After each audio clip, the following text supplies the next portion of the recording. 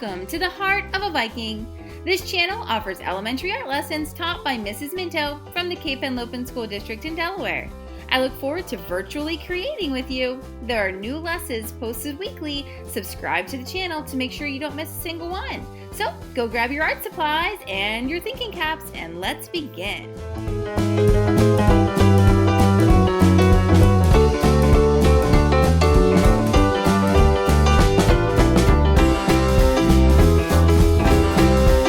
Well, hello third graders and welcome back to the Heart of a Viking. In our lesson today, we're going to be focusing on what is your weather. So when we talk about weather in this way, we're talking about your emotions or your feelings, how you feel in this moment in time.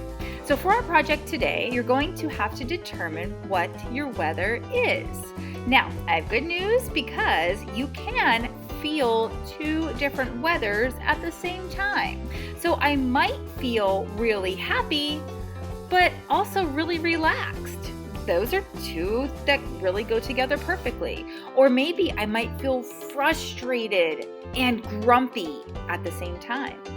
So while you're thinking about your weather, it doesn't have to be just one. Although it could be, you could just be really super happy.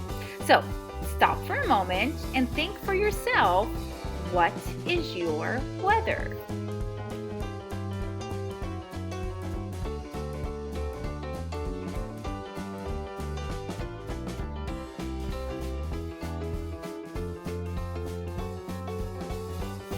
All right, so once you decide, up in the corner of your paper, I wrote my name, and then I'm also going to write my two weathers. So I'm writing happy and hurt.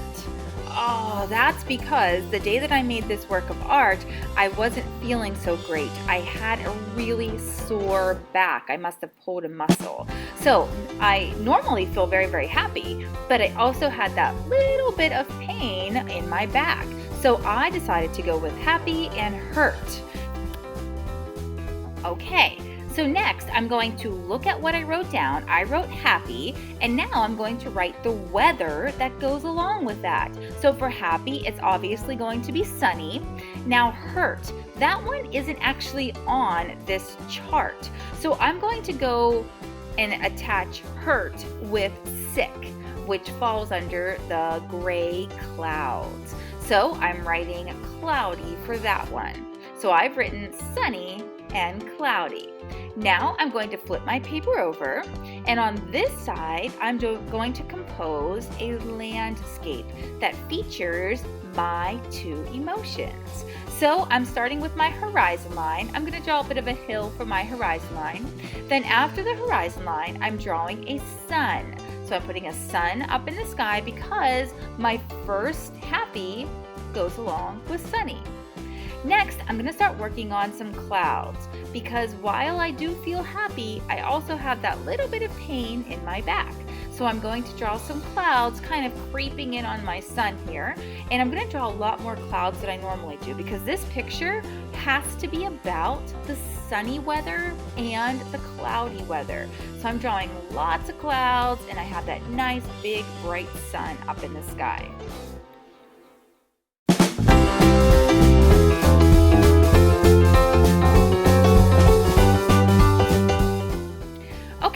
So now I'm going to move to the lower half of my paper, and I don't want to leave it blank. So I'm going to add some things down there, and all of this is land. So the first thing I'm going to add is a sidewalk, and it's just going to be a nice peaceful path that goes from the front of my paper to the back of my paper. I think I'll draw some rocks along the sides of it, and maybe some trees, and maybe even a house way back in the distance.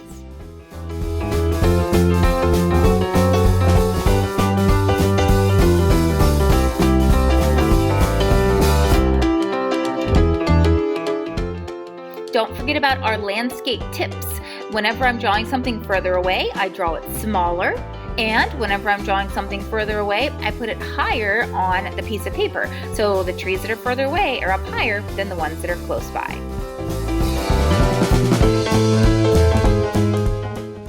Okay, so now I'm going to move on to coloring. I am going to be using a supply called a watercolor pencil. The ones I have are made by Crayola, and they are basically watercolor paints but in a pencil. So although I color with them, just like I would a traditional colored pencil, it's actually paint that I'm coloring with, not colored lead. So as I'm coloring just as nicely as I would if I were using colored pencils or any other supply. I just have an extra step at the end where I'm going to paint water over my coloring, and it will change it into a painting. It's a really, really cool art supply. If it's something that you don't have or you haven't used before, it's something really cool to add to your wish list. So I know some of us have some wish lists going on, and this would definitely be something that I would want if I did not have it already. Okay, so I'm just going to continue coloring, and one of my favorite things to do with colored pencils and watercolor pencils both is to mix colors. So once I'm done using my green on the land here, I'm going to add some darker green, some brown, and some brighter green to some of the areas, just because I don't want it to just be this one plain green.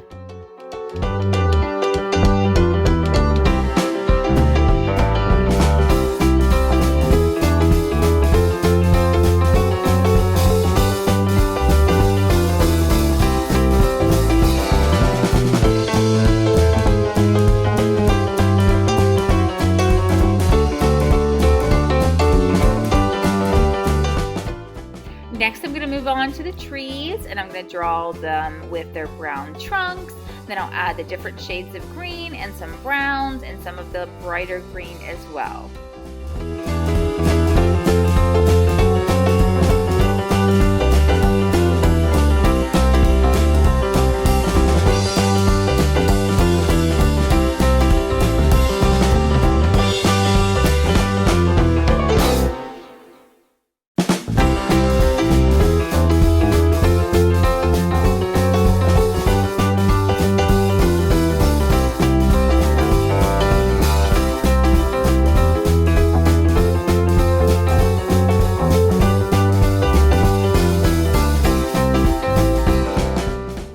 So one unfortunate thing about my watercolor pencils, they don't come in gray, and I often need gray. But luckily, Crayola knows that I'm a smart artist, and they know that I know if I just use my black very gently, it will appear gray.